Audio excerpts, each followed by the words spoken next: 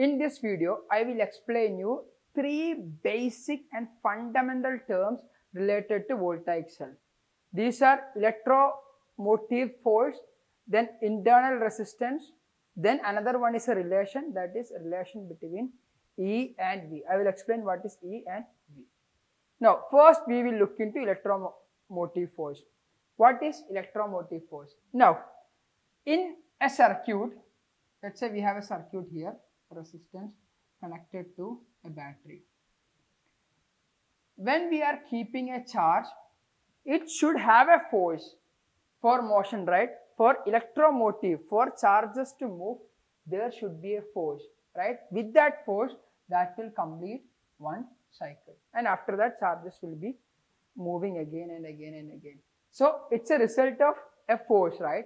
Now, electromotive force has been defined as work done or energy carried by a unit charge passing through one complete cycle, which means we are going to place 1 coulomb here, positive 1 coulomb here. Now the total energy it has, that is one definition, or the work done. So first I will explain with total energy. It has now a total energy of certain value of, that is nothing but EMF, right? So 1 coulomb has a total energy of EMF E, and with that energy that will go through this resistance and will do a work and will come back. So we know that the total energy will be nothing but spent on doing work, right? So when EMF has been calculated for unit charge, that is work done or energy carried by unit charge passing through one complete cycle. So I'll give you an example. What is the meaning of a battery, a cell having an EMF 12 volt? Which means when we are connecting it with 1 coulomb, that 1 coulomb will get 12 joules of energy. Now it can do 12 joule amount of work on an external resistance.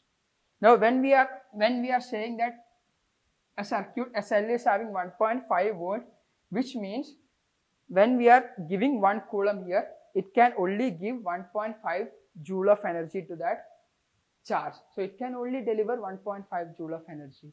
Higher the voltage or higher the EMF, it can do more amount of work.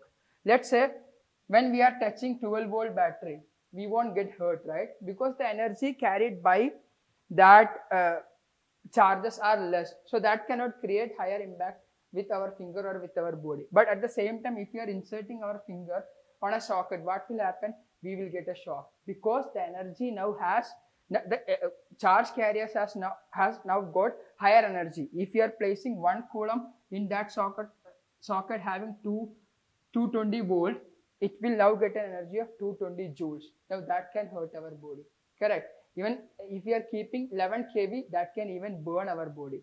So that is the meaning of EMF.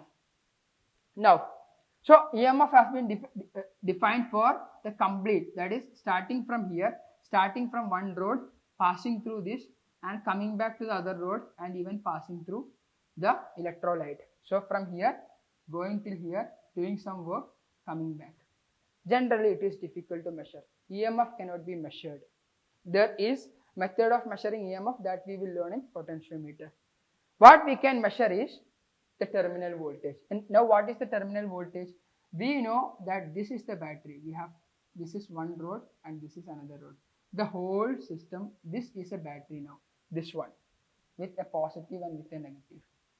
Correct. So basically we can't measure what is the total amount of energy that is spent when a charges come here, that goes through this electrode and that pass the electrolyte and goes to other electron. This cannot be measured. What we can measure is after the battery, from positive terminal till another terminal, what is the total amount of work that has done, that is 1 coulomb done, or how much energy 1 coulomb has when we are keeping at one side of the battery till it reaches other side. That can be measured, right?